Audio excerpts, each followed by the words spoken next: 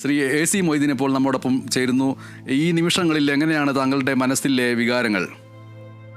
വളരെ ദുഃഖകരമായ ഒരു അവസ്ഥയാണ്. അനിവാര്യമാണ് ജിസിന്റെ വേർപാടെങ്കിലും കേരളത്തിന്റെ ചരിത്രത്തിൽ അടയാളപ്പെട്ട വ്യക്തിത്വമായിരുന്നു VS-ന്റേത്.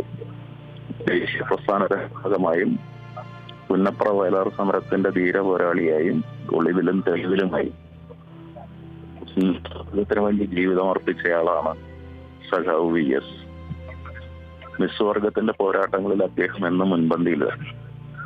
ആലപ്പുഴയിലെ കയർ തൊഴിലാളികളും കർഷക തൊഴിലാളികളും ഉൾപ്പെടെയുള്ള അടിമ സമാനമായ ജീവിതം നയിച്ചിരുന്ന ജനവിഭാഗത്തിന്റെ അവരുടെ ജീവിത പ്രശ്നങ്ങൾ ഏറ്റെടുത്തുകൊണ്ടുള്ള പോരാട്ടമാണ് ഭരണ തൊഴിലാളിയായിരുന്ന VS-നെ ദേശീയ നേതൃത്വത്തിലേക്ക് ഉയർത്തിയത്. അദ്ദേഹത്തിന്റെ പ്രവർത്തനങ്ങളിലുള്ള നിശ്ചയദാർഢ്യം കമ്മ്യൂണിസ്റ്റ് പാർട്ടിയോടുള്ള അജഞ്ചമായ കൂറ് സംഘടനാ രംഗത്ത് അദ്ദേഹം കാണിച്ച മികവുകൾ കേരളമെല്ലാവരുന്നതാണ്. അദ്ദേഹം പാർട്ടി നേതാവ് എന്നുള്ള നിലയ്ക്ക് മാത്രമല്ല, കർഷക തൊഴിലാളി യൂണിയൻ എന്നുള്ള നിലയ്ക്ക് മാത്രമല്ല, ഭരണാധികാരി എന്നുള്ള നിലയിലും കേരളത്തിന് വ്യത്യസ്തമായ പാതകളിലൂടെ സഞ്ചരിക്കാൻ കഴിയും എന്ന് തെളിയിച്ച കേരളത്തിന്റെ പ്രിയപ്പെട്ട ഭരണാധികാരി കൂടിയാണ്. പ്രതിപക്ഷ നേതാവായിരിക്കുമ്പോൾ അദ്ദേഹം നടത്തിയ പോരാട്ടങ്ങൾ ഈ നാട് കണ്ടതാണ്.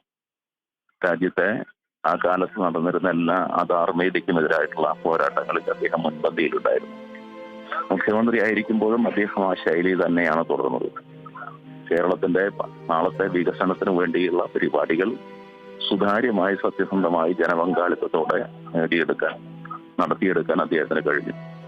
ഒരുപക്ഷെ അത്രയൊന്നും ജനപ്രിയനല്ലാതിരുന്ന VS ഈ പോരാട്ടങ്ങളിലൂടെയാണ്, ഒരുപക്ഷെ പ്രതിപക്ഷ നേതാവായിരിക്കുമ്പോഴും മറ്റുള്ള സമയങ്ങളിലുമുള്ള പോരാട്ടങ്ങളിലൂടെയാണ് ജനങ്ങളുടെ ഏറ്റവും പ്രിയപ്പെട്ടവനായി മാറിയത്. അദ്ദേഹത്തിന്റെ വിയോഗം ഈ നാടിനൊരു നഷ്ടമാണ്. ദേശീയ പ്രസ്ഥാനത്തിന്റെ അവസാനത്തെ കണ്ണി എന്നുള്ള നിലയിലുള്ള ഈ നാടുമായിട്ടുള്ള ബന്ധമാണ് അദ്ദേഹത്തിന്റെ മരണത്തോടുകൂടി നമുക്ക് നഷ്ടപ്പെടുന്നത്.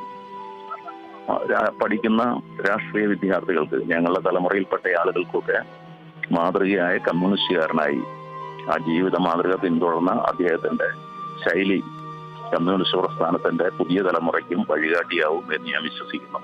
അദ്ദേഹത്തിന്റെ നിര്യാണത്തിൽ ദുഃഖവും അനുശോചനം രേഖപ്പെടുത്തുക.